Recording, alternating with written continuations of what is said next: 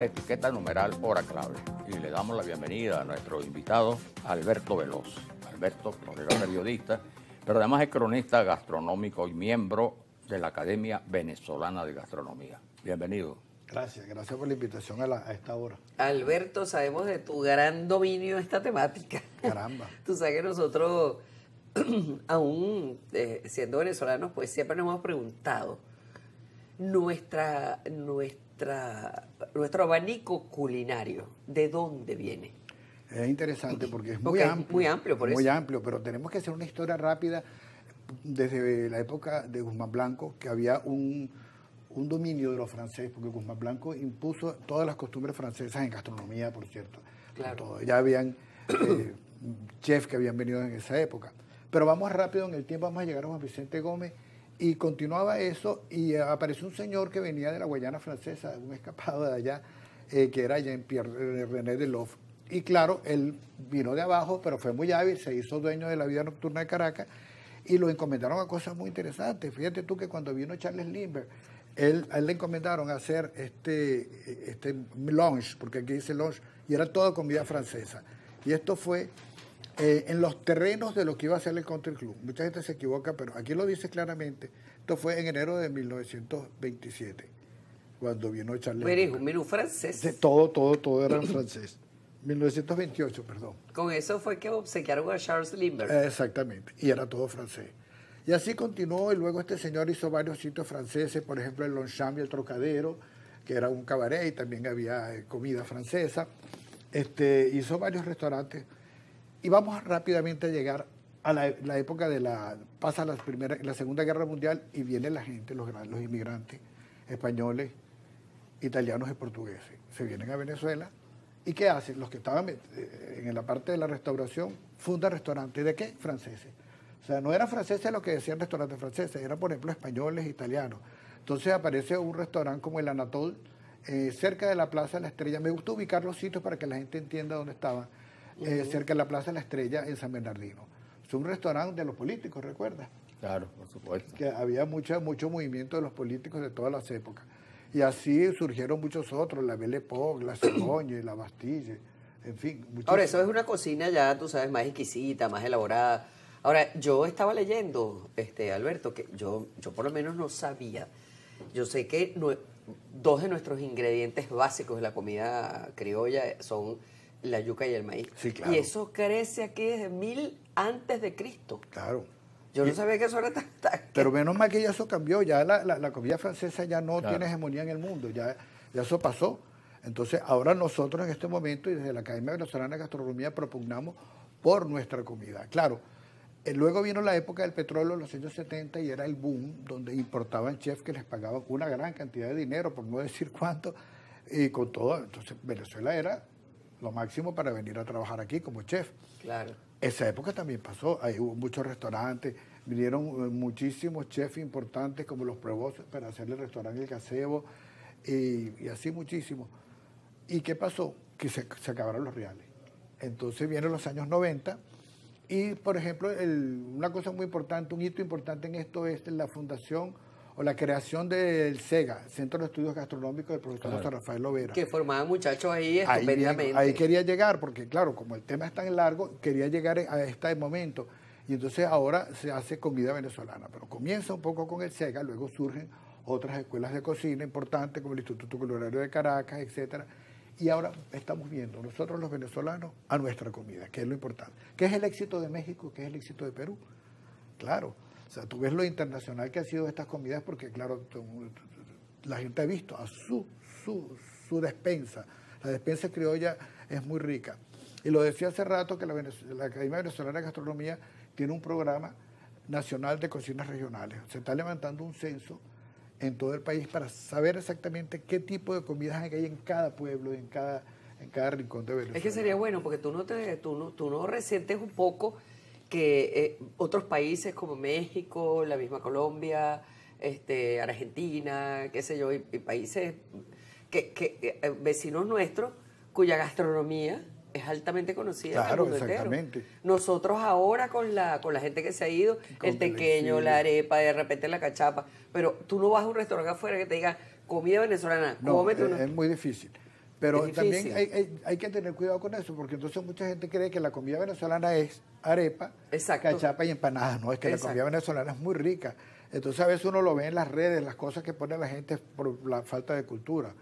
Entonces eso hay que machacar, digamos, hay que decirlo que eso no es así. Sí, además que la fama de Caracas no era por los productos típicamente nacionales, sino por la calidad de los establecimientos, Claro. ¿verdad? Y por la variedad de la oferta. Exacto. Y lo que él decía, los chefs tan impresionantes que se traían para Claro. acá. Pero es interesante cuando quedan en el tiempo, porque fíjate, un restaurante como Tarsilandia, que es del año 1950, ahora cumple 75 años y todavía está. Y todavía está Ahí ahí está funcionando. abierto y funciona full muy y bien. una maravilla. Funciona muy bien.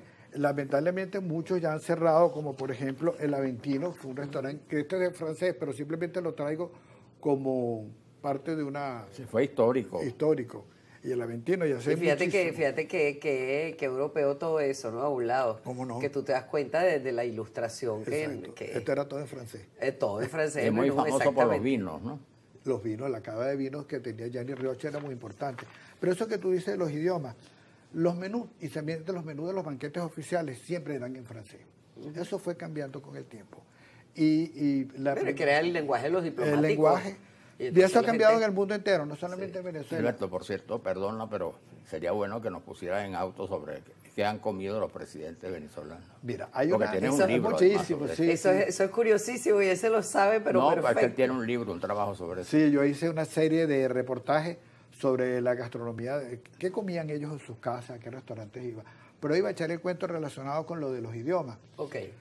Viene Charles de Gaulle, en 1964, Raúl Leoni y Menca de Leoni todavía no eran en la casona la estaban remodelando. Y entonces, bueno, doña Menca, bueno, ¿qué van a poner? Bueno, entonces se asesora con Armando Escanone, toda la gente.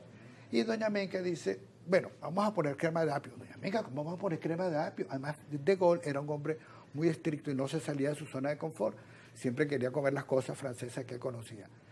Pues vamos a poner crema de apio. Y doña Menca, que como buena guayanesa, se impuso. Eso le va a caer muy bien al señor de Gaulle, no pasa nada. En efecto, pusieron crema de apio, tengo el menú, porque tengo una colección de menús de esas cenas de estado. ¿Y le gustó? ¿Cómo no? El señor no dijo nada. Le cayó muy bien. Quedó verdad. sin palabras. Quedó sin palabras. Así exactamente. Sí, hay muchas cosas con relación a quien comía muchísimo. Por ejemplo, Pérez Jiménez, ¿qué comía? Bueno, Pérez Jiménez, más que todo lo que yo hablo del ambiente de Pérez Jiménez era las grandes fiestas, las condecoraciones, las recepciones. Sabes que comenzaban los bailes siempre con conticinio. Todos los bailes donde estaba Pérez Jiménez había que empezar con conticinio. A él le gustaba mucho ese tipo de vida, ¿no? Vamos más cercano, Ramón J. Velázquez. Yo digo que Ramón J. Velázquez se conocía en todos los restaurantes de Caracas. Todo. Era impresionante. Y sobre todo los que estaban de moda. El señor tú los tenía veías una salud de infaltable hierro. allí. Sí, No, sí. verdaderamente. Bueno, un restaurante que quiero mencionarlo, el Gazebo, queda exactamente, el Gazebo queda en el estacionamiento entre lo que es Licones Mundiales y el restaurante de carnes que está al lado, Tomate Grill. Este era un restaurante muy interesante aquí. Ahí se tenía que entrar con corbata y pantón. Ahí no podías entrar así, ¿no?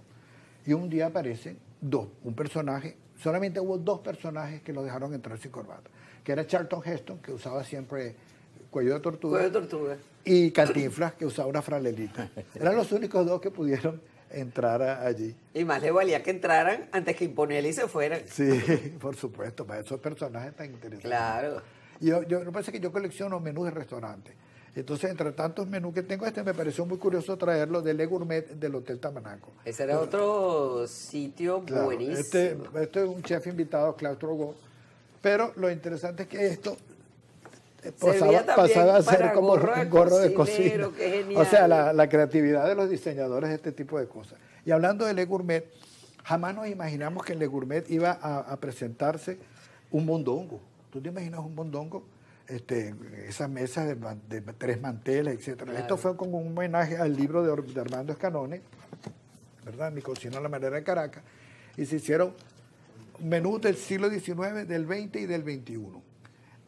Galantina de gallina, Olleta de rabo en el Le Gourmet. ¿Tú te imaginabas que algún hijo iba a comer golleta de rabo en Le Gourmet? Nunca. Jamás. Eso era impensable. Es que esas cosas se hacían en las casas de la gente. Exactamente. Los que podían y los que sabían, pues. Exactamente. Normalmente no son cosas que tú consigues en un restaurante. No. Bueno, lamentablemente muchos de estos ya no existen. ¿Sabes qué? Es parte de la evolución. Ahí de veo la que ciudad. tienes algo de mi época. A ver, ¿cuál es tu El época? drugstore. Ajá. Estaba yo en la universidad, íbamos mucho para allá. Bueno, te lo paso para que lo enseñes tú. Aquí está, miren qué maravilla esto. ¿Dónde está mi camarógrafo? Que está... El drugstore marcó un antes y un después del drugstore. Los que no conocen el drugstore es una especie de fuente de soda con tienda en el centro comercial Chacaíto. Vamos a Fue de poner verdad esto así. extraordinario.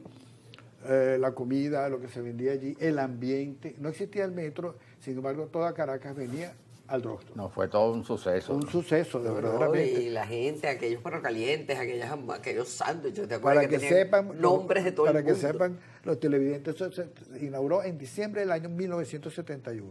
Imagínate. ¿Estabas en la universidad? No, yo todavía estaba en el colegio. Todavía estaba en el colegio, pero Mira, después toda la época de la universidad, todo el mundo Claro. iba para ¿Sabes allá. que hay? Claro. Comentábamos también. Hay un restaurante que fue muy famoso siempre, ¿no? Desde los años 50 o antes de los 40, ¿no? Que estaba muy asociado al tema de las corridas de toro, el nuevo circo. Ah, será Que es el restaurante El Gallego. El Gallego en la esquina del Muerto. Todavía existe. Sí, cómo no. Todavía existe. Uno de los restaurantes que quedan en pie. Lamentablemente acaban de tumbar el Rancho Tranquilino, que estaba en Colinas de Bellomonte. Y bueno, eso es un restaurante también de la época, que eran de Tranquilino y Esmeralda. Sí, cómo una no. pareja Argentina. argentina de cómicos que Y hay estuvieron que ver- asociados a Pérez Jiménez, por Sí, cierto. cómo no. Y hay que ver qué hemos tenido. Pues mira, yo le he escuchado decir a italianos que comen mejor aquí. Eso dice. Los restaurantes italianos en Venezuela han Pero qué sido- bueno que lo dice, porque a la par de esto que estamos hablando de los franceses, etcétera, existe una cantidad de restaurantes italianos y españoles, por supuesto. Portugueses no tanto, fíjate que no ha calado tanto uno que otro. Pero italianos... Pero son los dueños de la mayoría. Ah, esa es otra cosa. Ajá, eso es una particularidad Una que particular que dueña de genial. las fuentes de soda siempre ha sido la de Colonia Lusitana. Que tienen, que los portugueses no tienen tal vez restaurantes propios de ellos. De repente Claro, incorporan dos o algún tres. tipo de pan, el bolo ese Claro. de ellos o alguna cosa. Pero, un bacalao. O un bacalao, pero no son. No es comida portuguesa, pero ellos son los dueños de los restaurantes Sí, cómo y no. además se cocina maravillosamente. Pero italianos, lo que tú dices, aquí hay maravillosos restaurantes italianos. Y siempre coincidimos que el mejor, o sea, el restaurante de lujo, porque no eran de lujo, uno creía que eran de lujo fue la Bússola, por Sí, ejemplo, que era de Tomaso, de Tomaso. en Sabana Grande, y así otros tipos de restaurantes, o el Vicio, que actualmente el Vicio tuvo una primera etapa en el Celar, ahora está en la cuadra gastronómica. En la cuadra gastronómica, tremendo restaurante. El Mesón de Andrés, que es un restaurante de Chacao pequeño, que es una maravilla de restaurante. Muy bueno. Tú te sientes que estás en el centro de Madrid por la atención de Andrés y de su hijo. Y el duelo, como digo yo, cuando nos quitaron el Shorton. Ah, que bueno, el acabó shortton para los Shorton. carnívoros. No, es que no era por la Buena carne, es que el referencia. Shorton era un El ambientazo ambiente, extraordinario. Exactamente. Pero está la estancia, que también tiene el ambiente, También la estancia con la muy buena. tapera, el, Sí. el bar que está a la entrada. Y Hay el barquero, que también es uno de los que tiene barquero tiempo. también tiene mucho Hay que tiempo. decir que... Sí, hay que aplaudir a estos empresarios que mantienen esos restaurantes. Sí. Porque, claro, también hay otros que están avasallando con una serie... Yo no voy a ser peyorativo ni mucho menos, pero entonces estamos inundados de sushi, de pizzas y de hamburguesas. Los restaurantes chinos de Sin ser Caracas. peyorativo, ojo. Los restaurantes chinos de Caracas. Bueno, también hay A un los tema, chinos, ¿cómo no? también hay un tema de falta de recursos de la gente, ¿no? Sí, Para estar sí. yendo como antes, que la gente iba todos los días a un restaurante. O sea, y esa es una situación que ha hecho que muchos restaurantes de verdad estén como decimos aquí en criollo, pistoneando, ¿no?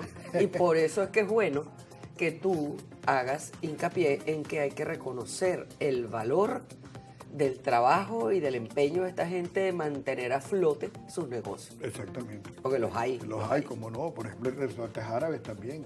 Los Porque aquí árabes. en la colonia árabe, sobre todo libanesa y siria, es muy importante. Muy en toda la vida. Tú le preguntas a cualquier persona y la gente con propiedad habla de babaganús, de humos, de todas las Sí. cremas. La gente se sabe todo. Sí, y son impresionante. muy buenos. Y son muy buenos. Son muy buenos y su comida Yo deliciosa. he tenido oportunidad de comer comida árabe fuera del país y no sé, me quedo con la de aquí. Pero por supuesto. Definitivamente. Claro. Bueno, Alberto, hemos de terminar. Hemos porque- de terminar. Qué lástima, porque Sí, hay tantas una cosas lástima. que hablar. No, porque es que Esto contigo, unido con la vida nocturna y con tantas por cosas.